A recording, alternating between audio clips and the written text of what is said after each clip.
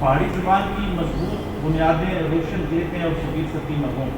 دنیا کی قدیم ترین تہذیب کے مرکز ٹیکسلا سے 50 کلومیٹر کے فاصلے پر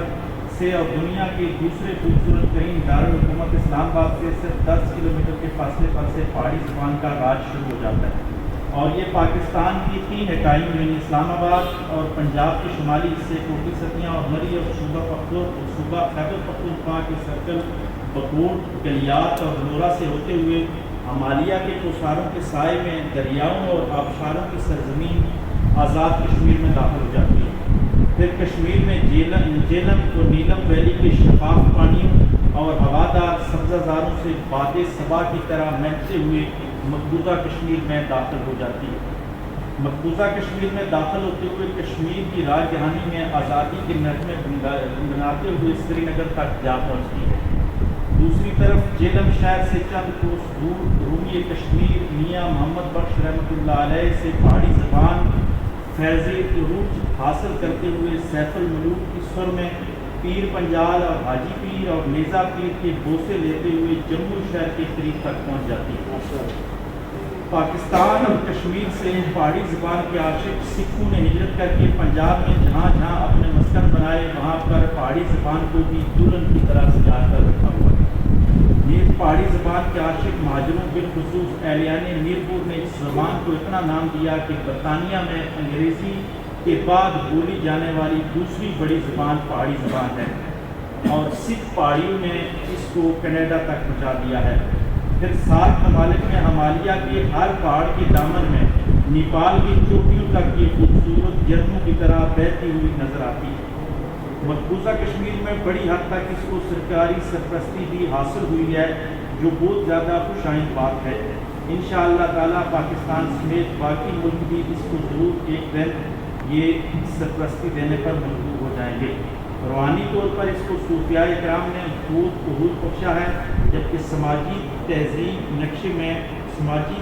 نقشے میں اس کو روایتی لوریوں اور ڈپو نے کمال عہود بخشا ہے۔ سچ تو یہ ہے کہ ہماری پیاری پہاڑی زبان نے ہم سب کو خوبصورت لہجوں سے مزین الفاظ دے کر ہمیں لسانی طور پر امیر بنا دیا ہے۔ اب ہم سب کا فرض بنتا ہے کہ ہم اپنی ماں بولی کو فخر کے ساتھ اظہاریہ بناتے ہوئے اس کو بین الاقوامی جہتوں سے مزین کر کے اپنے لسانی حق وراثت کو ادا کریں۔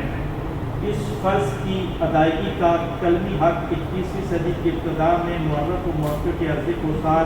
جناب سبیل ستی صاحب نے پہاڑی زبان تعریف کر کے ادا کرنے کی عملی کوشش کی ہے۔ یہ کتاب اتنی اہمیت کی حامل ہے کہ ہم یہ کہنے میں حق بجانب ہیں کہ پہاڑی زبان سیکھنے کے لیے ہر طالب علم کو گرامر اور انشاء کے حوالے سے مضبوط بنیادیں فراہم کرنے میں یہ کتاب اپنا ثانی نہیں رکھتی۔ اس کتاب کا دوسرا ایڈیشن آپ کے ہاتھ میں ہے، جس کو عرض کوثر کے غور علمی و ادبی فرزند پروفیسر اشفاق کریم عباسی کے مکتوب مقدمے اور راشد عباسی کے مفصل مضمون سے مزین کر دیا گیا ہے۔ آپ کتاب پڑھیں، اپنے بچوں کو اور آنے والی نسلوں تک کے لیے اس کو اپنا سرمایہ حیات بنائیں، کیونکہ ہماری زبان کی قلمی میراث کی ابتدا یہی کتاب ہے۔ آخر میں دل سے دعا ہے کہ اللہ پاک کتاب کے مصنف سبیل ستی مرحوم کو جنت کی وادیوں میں بلند درجات سے مالا مال فرمائے، آمین یا رب العالمین و رب رحمت للعالمین۔ کالا ختم ہوا، ایک بات جو رہ گئی اس کے دوران مجھے یاد ہے کہ یہ جب کتاب انہوں نے لکھ کر آزاد جموں کشمیر یونیورسٹی میں بھیجی تو آزاد کشمیر یونیورسٹی نے ان کو آفر کی تھی کہ اس کتاب کی بنیاد پہ ہم آپ کو اعزازی طور پہ PhD کی ڈگری دیتے تھے، لیکن وہ ایک خوددار آدمی کو انہوں نے کہا کہ اس طرح PhD کی ڈگری لینا میں مناسب نہیں سمجھا، لہٰذا میں معذرت کر دوں گا۔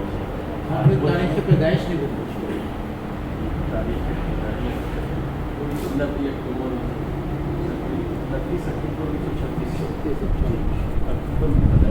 ایک صدی تقریباً اس کے لیے تالیاں